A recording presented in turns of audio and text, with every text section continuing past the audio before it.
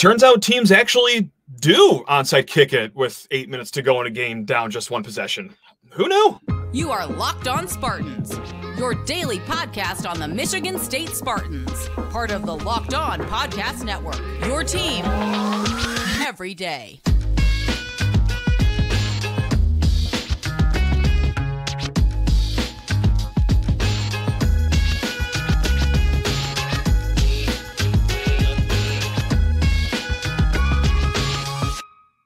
This episode of Locked On Spartans is brought to you by PrizePicks. Go to prizepicks.com/lockedoncollege and use code LOCKEDONCollege for a first deposit match up to $100. Daily fantasy sports made easy with PrizePicks. Spartan friends, Spartan family, Locked On Spartans listeners, hey, thanks a lot for spending some of your weekend with us here at Locked On Spartans. Your team in green and white 5 days a week. Even if it's been 6 weeks since we've been talking about a victory here at Michigan State. Woohoo! Hey, before we get into the bulk of this show, please rate, review, and subscribe to this here podcast or YouTube channel. And if you ever want to reach out, lockedonspartans@gmail.com is the place to find us. All right, let's talk about Saturday's game here. And look, just to set the table here, just to, get everyone's expectations aligned with each other, this is going to echo a lot of what we talked about after the Michigan game. So apologies if this is your second, third, or fourth time hearing this, but if you're looking for the emotional breakdowns, the mental instability episodes here, if you're waiting for me to punch the walls and just start screaming up and down this whole episode, guys, that part of me died 2 weeks ago against Rutgers. I don't have that emotional energy as it comes to this team anymore. Now, does that mean we're not, upset or not disappointed, or we're not just going to talk about the games or talk about the coaches? No. We're going to talk about everything that happened on Saturday, but yeah, like that emotionally charged Matt died 2 weeks ago when they blew an 18-point lead in the fourth quarter against Rutgers. It's just, I don't have it anymore, and I'm sure you guys don't either, but hey, just like all of you watching and listening, we're still invested in this team. We still care. We still will watch every single game the rest of the season. 4 more of these games, as a matter of fact. Oh, my God. But yeah, just to, get everyone on the right, expectation surface here.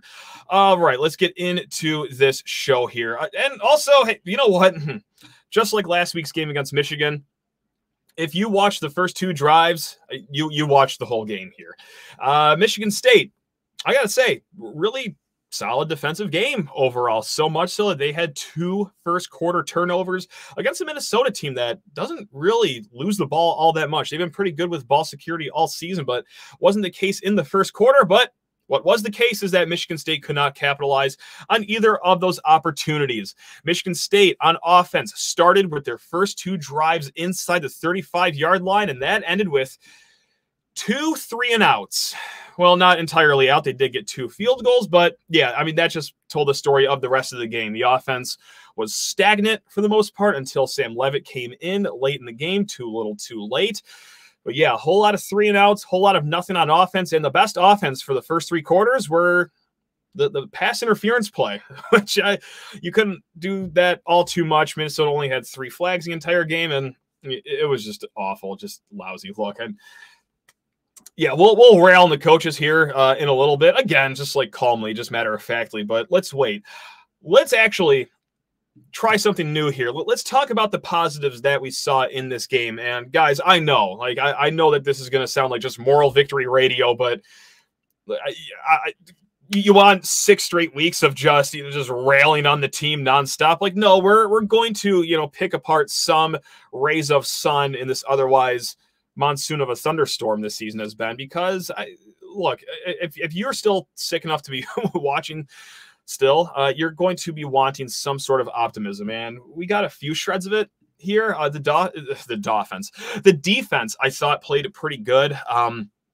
Yeah, another quarterback had a career game against Michigan State.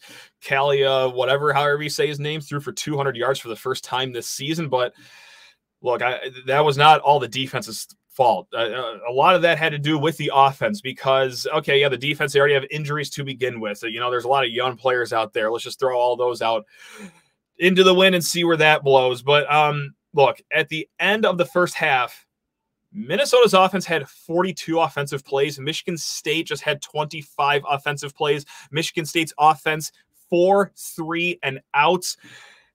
Look, the defense had no time to breathe out there. They were getting no help from the offense. I mean, they had roughly about 2 minutes to get as much oxygen and water in their bodies as possible until it was time to go out to a 34-degree field and then do whatever they could against the Minnesota offense. So, yes, another quarterback looked really good against Michigan State, but I got to say, look, we know the defense isn't perfect, but man, they had absolutely zero help from the offense on Saturday's game. Also, just not in the first half, but the game as a whole, I think it's worth pointing out. Minnesota, nearly 37 minutes of possession. Michigan State, just nearly 23 minutes. So, yeah, defense is just fighting for their lives out there the entire game. Some other bright spots. Let's go with Sam Leavitt. You know, he almost had a full quarter under his belt, and wow, I thought that was really promising. I mean, hopefully he can stick around here, and we're going to get more into the conversation of, well, who do you want to start the rest of the season between Sam Leavitt and Katin Houser here later on. But that touchdown drive was nice, and hey, we've been seeing good touchdown drives from a guy that's, you know, starting the game on the bench before. Katin Houser, he had one of those against Washington. I mean, he had some good drives too against Maryland. Yeah. Okay, but those were against backup units for the most part. What Sam Leavitt did was on the road against Minnesota's starting defense. So I think there's more stock to put in it right there. You saw how live of an arm he has. I mean, that is some certified zip on the ball. And what else I like too from Sam Leavitt is his pocket presence. I mean, that guy knows how to stay alert in a pocket, which is like an incredible trait to have as a college quarterback to begin with. But to have it as a true freshman like we saw on Saturday, like that was very notable because, well, yeah, Minnesota made some pockets uncomfortable, and I'm not going to hold that fumble against him. I mean, so, yeah, God forbid we let Sam Leavitt off the hook for that one. He had a 3-man rush. I'm sure he thought that he'd be safe, but no. The right tackle got absolutely skewered, and then, well, here we go. I'm going to pop you for a strip sack right there. So, no, I'm not going to hold that one against him. It was a 3-man rush, and the offensive line couldn't even keep him upright for that. All right, yeah, anyway, live arm, you know. So let's talk about it. Who now? Who do we go forward with now between Katin Houser, Sam Leavitt? In a perfect world, hey, I would say, you know, both. Let's just play these guys equally the last 4 games of the year. Let's go into the offseason. That'll be your quarterback battle. Katin Houser, who has not looked great the last few games, but let's all look at what he's been dealt as well. You know, a rainy day in Piscataway, going up against a semi-pro NFL defense in Michigan, and then, you know, another tough start against Minnesota. There's some injuries. Yeah, there's a laundry list of excuses that can be had there. But, man, who has the better foundation, it looks like? Just from everything I said right now, the live arm, he does have solid legs as well, Sam Leavitt, that is, and just a strong pocket presence as well. Maybe it's prisoner of the moment. You know, maybe I'm just getting too excited for the new shiny toy, the 4-star true freshman to build this whole thing on. But, man, I kind of like what we saw there with Sam Leavitt a little bit. So if I had to choose, it brings me no joy to have to pick between these two kids. Both dealt very unfortunate situations, but also dealt situations where they can make the most of their time here and become maybe QB1 going into the offseason. With Sam Leavitt just 1 game away from burning up his red shirt, I don't know if I would necessarily hate starting him the rest of the season. Now, could it be a thing where, okay, it is going to be Katin Houser the rest of the year, but it's just a really short leash? Sure, with this coaching staff, I guess you never know how they're going to handle anything. But, yeah, I guess if I'm being asked, hey, who do you want to see start the rest of the year? Between the two, let's just go with the younger guy, I guess Sam Leavitt. But again, I can be talked either way. It's been a weird year. Hey, speaking of good news here, Jordan Hall, career best game so far as a true freshman linebacker. Just 9 tackles, 2 sacks, 2 tackles for loss, and 1 forced fumble. Again, all those are career highs. Jordan Hall is just amazing. I mean, God, as far as praying that guy's stay goes, Jordan Hall has to be at the top of that list. I mean, that is a guy that you can build a foundation around on defense, and not just on the field play, but just leadership as well. I mean, this was a guy that was a multi-year captain at IMG Academy for a reason, and we are seeing it play out here in East Lansing. So Jordan Hall, if you're listening, I know you never miss an episode of Locked On Spartans. Please come back. We're begging you. And hey, you know what? We're going to end this segment with another ray of good news. Simeon Barrow came back. Now, when we recorded Thursday's show, we taped that at about 4 o'clock, and then I think about a half hour later, it came out on Twitter that, yeah, Simeon Barrow took his name out of the transfer portal. And I got to say, a little bit surprised on that. I thought that he would just take the rest of the year to be healthy, you know, preserve his health, and it actually sucked that he went down with an injury in Saturday's game as well. But no, he went to Harlan Barnett, said, hey, I have unfinished business here. I made a commitment to my guys, which that says a lot about Simeon Barrow right there, because there are a lot of players, understandably so, incredibly understandably so, that when they put their name in the transfer portal at a situation like what's going on here at Michigan State, they would certainly stay in the portal. But man, that just says a lot about Simeon Barrow's character to just only take a 24, 36-hour visit into the transfer portal. So yeah, that was a certain delightful surprise before Saturday's game as well. All right, we're going to talk a little more about the game here, some coaching decisions, all that fun stuff. It's a great time here in East Lansing. Oh yeah, we're having the time of our lives. But first, oh God. Okay, look, Athletic Brewing, I love you guys. You guys make a delicious product. You guys are great partners of this show, but for the 6th week in a row, here we go. Hey, now it's time for your Game Changer of the Week, brought to you by Athletic Brewing Company, much like the Michigan State volleyball team. How about that? The Michigan State volleyball team, they beat number 13 Penn State, a powerhouse nationally in volleyball. They beat them at Breslin Center. That's right, just like the Michigan State volleyball team, because Lord knows there's no football ones to nominate for this. Athletic Brewing has completely changed the non-alcoholic beer game. They make non-alcoholic beers that actually taste good, guys. I mean, and if you don't believe me, well, I just go to the grocery store or go online at athleticbrewing.com and buy a 6-pack for yourself. Now, hey, after a tough loss, sometimes you just want to just drown yourself in as much beer as humanly possible. And with Athletic Brewing, you can do that still. And it tastes delightful. Go for their Pilsners, their lagers, their stouts, their IPAs. And best of all, when you wake up the next morning thinking about that game you just watched yesterday, you're not going to feel hungover, because they're non-alcoholic brews that taste as good, or in many cases, even better than the craft beers that you have in your fridge right now. They are fit for all time. So you could do it watching the big game, after the big game, after a workout, or hey, just at the end of a long work day. They are fit for all times. You can find Athletic Brewing Company's non-alcoholic brews at a store near you, or buy online at athleticbrewing.com. First-time customers can use code LOCKEDON. That's right, one word, Locked On, to get 15% off of your first online order. That is code LOCKEDON at checkout for 15% off at athleticbrewing.com. Near beer exclusions and conditions apply. Athletic Brewing Company, fit for all times. Also need to talk your ear off about eBay Motors. That is right, squad. Passion, drive, and patience. What brings home the winning trophy is also what keeps your ride or die alive. eBay Motors has everything you need to maintain your vehicle and level it up to peak performance, from superchargers, roof racks, exhaust kits, LED headlights, and much more. Whether you're into speed, power, or style, or all that combined, eBay Motors has got you covered. With over 122 million parts, I'll say that number again, 122 million parts on their site for your number one ride or die, you are always going to find exactly what you are looking for. And with eBay Guaranteed Fit, your parts are guaranteed to fit every single time, or it's your money back. Because with eBay Motors, you are burning rubber, not cash. With all the parts you need at the prices you want, it's easy to turn your car into the MVP and bring home that win. Keep your ride or die alive at ebaymotors.com. Eligible items only, exclusions apply. eBay Guaranteed Fit only available to U.S. customers. All right, getting back into the mix here. Now, wasn't that fun talking about the fun little things that we saw in Saturday's game? Woohoo! Let's talk about some of the decisions that we saw, because again, I'm not going to scream here. At this point, we know what we're looking at with this coaching staff, with what they have to work with, yada, yada, yada. But yeah, just like we've done the last 5 weeks, we're going to let the adults in the room be the star of this show here. All right, there we go. Really interested with the thought process in kicking the field goal on 4th and 1 after the second turnover of the game. You're gifted a second turnover of the game. It is 4th and 1. And when I say I'm interested in the thought process, like I am legitimately curious as to, was it even thought of to go for it on 4th 1? Because look, guys, just like you, I am completely sick of watching this team attempt a 4th and 1 and then just get jammed on the most unimagined, or just the most uncreative inside run you could possibly think of. So, like, was it the coaching staff saying, what we've been saying, like, oh, gee, 4th and 1, I wonder what's going to happen.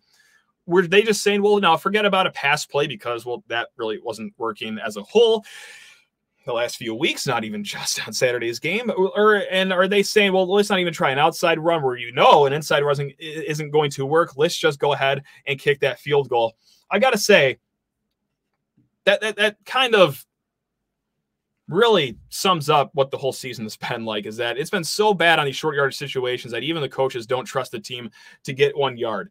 Now, with that said, still would have went for it there. It's a golden opportunity. It's not like you strung together this 13-play drive and really worked your way there. You want to make sure you're out of there with points. No, that was like a bonus, so to speak. And your second one of that quarter, I think I would have rolled the dice there on 4th and 1 and just tried a way to get the first down. But again, I'm not going to just slam the desk over and over again because we've seen a lot of 4th and shorts go to the wayside here. And, well, okay, fine. You guys want to take the points? That's fine. All right, that's you. My opinion is just go for it.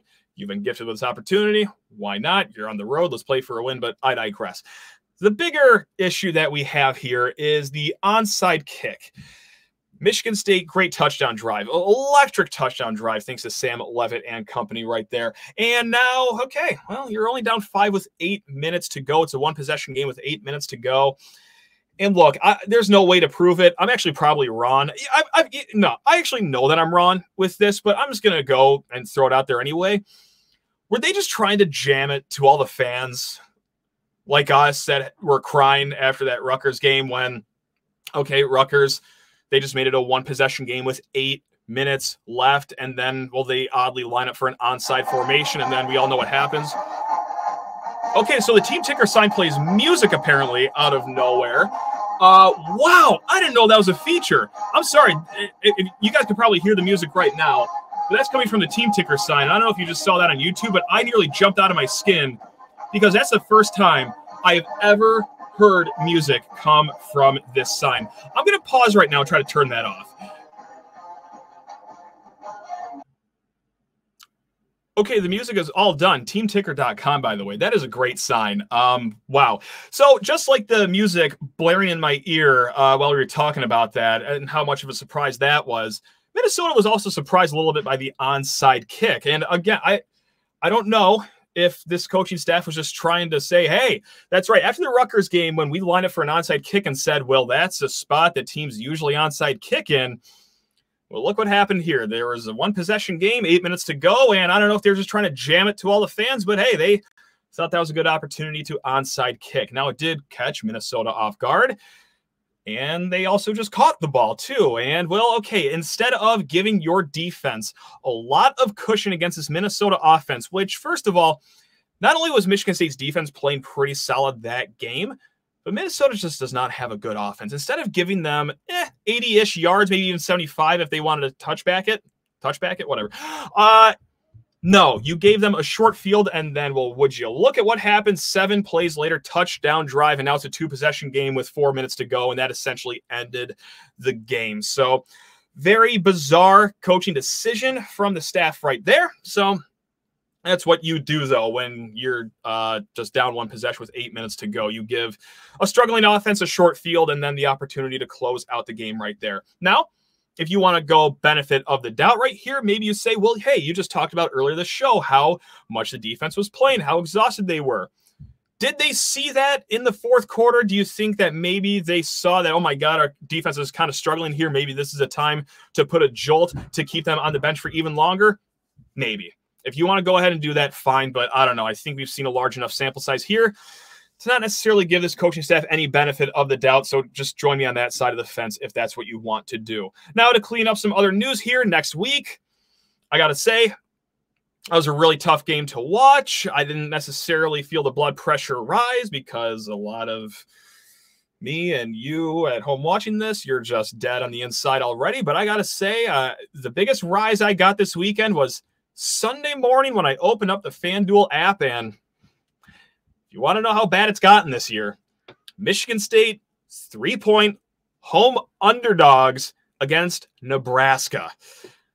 That's how bad it's gotten here, guys. Look, last week when I said that we are watching the worst team in the Big Ten Conference this year, was not being hyperbolic. I was not over-exaggerating. It's gotten that bad. We're 3-point home underdogs against Nebraska.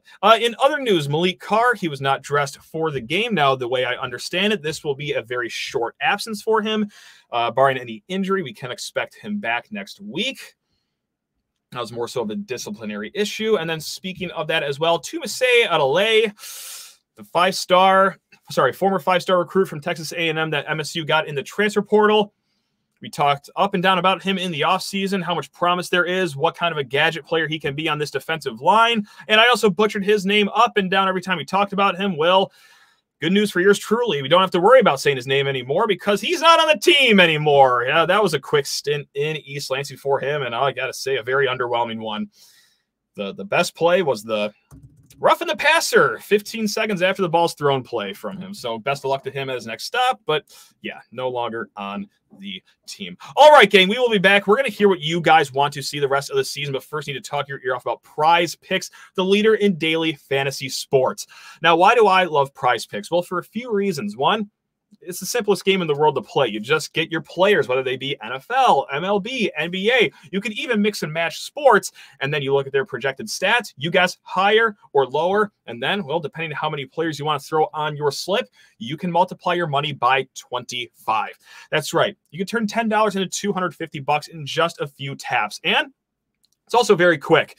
I make my PrizePicks in about 42 seconds on a lawn day. And then, well, my favorite part about PrizePicks is that it's going to keep me involved in games that otherwise I could not care any less about. Like today, Steelers, Jaguars. Yeah, sure, it'll be a fun game, I guess, but it's going to keep me really invested because, well, you just take a few Jags, you take a few Steelers, you guess some over-unders, and then bada boom, bada bing, you are tuned into the game. Now, PrizePicks also wants to make you win before you even make your first picks. Go to prizepicks.com/lockedoncollege and use code LOCKEDONCollege for a first deposit match up to $100. Again, go to prizepicks.com/lockedoncollege and use code LOCKEDONCollege for a first deposit match up to $100. It's PrizePicks, daily fantasy sports made easy. And let's head over to Twitterville. That's right. Where I asked you beautiful people, hey, what do you want to see the rest of the season? Because honestly, for the bulk of fans, I can understand why you just turn this off and never watch again here. But hey, you know what? If you're watching the show, odds are you are a diehard Michigan State fan, and you will be following this team to the end of the season. Now, when I asked that question, of course, I got a lot of, well, I'll be watching basketball, or hey, well, I'll be watching a different team on a different channel, which I know you guys might be trying to like joke around, but maybe you're not, because those are very legitimate answers as well. Now, Graham, this is what we're going to start it with, because there were a lot of messages like this as well. Graham Nelson, friend of the program, great guy overall, said just watching in flat out support of the kids. They didn't deserve this, but you can tell they're still out there working. So I'll be watching to support and see how they work through the bleep hand they were dealt with. You can't say it any better. And this is why when we do these post-game shows, like, I try to really make an effort not to just, rail on these kids over and over again, because horrible situation.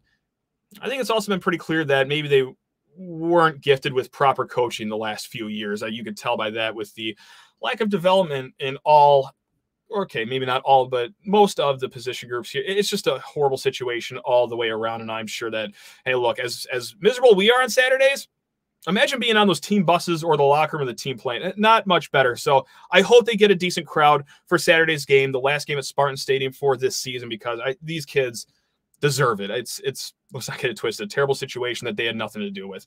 LT Bishop says, love watching Jordan Hall and Chance Rucker. Curious to see if Leavitt gets a shot at starting the game, avenging the Indiana loss from last year. And that's about it. Oh, and basketball.